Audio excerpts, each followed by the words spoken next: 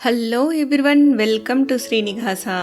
ఇక్కడ చూపిస్తున్న టమాటాల వెరైటీ పేరు కంపారీ టమాటోలు.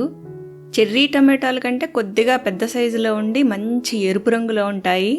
పండు నిండా రసంతో తీయగా ఉంటుంది, అంటే జ్యూసీగా స్వీట్గా ఉంటుంది.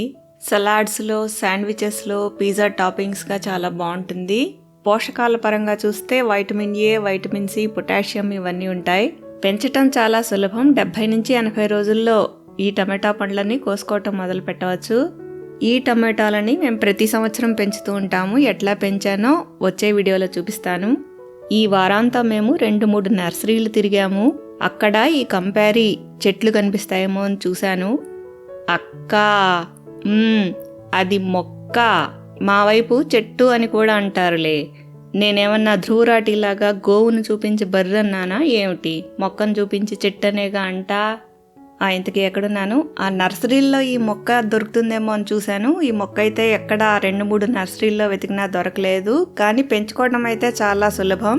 ఈ కంపారీ టమాటాల సీడ్స్ అమెజాన్లో దొరుకుతున్నాయి. ఆ లింక్ ఇస్తాను. ఎవరికైనా కావాలనుకుంటే డిస్క్రిప్షన్ బాక్స్లో లింక్ ఉంటుంది, క్లిక్ చేసి చూసుకోవచ్చు.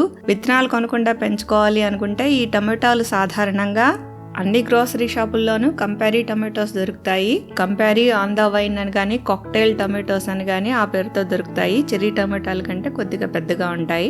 మీరు ఇక్కడ వీడియోలో చూడొచ్చు. అందాజుగా తెలియడం కోసం ఇక్కడ మీకు వీడియోలో చూపిస్తున్నాను.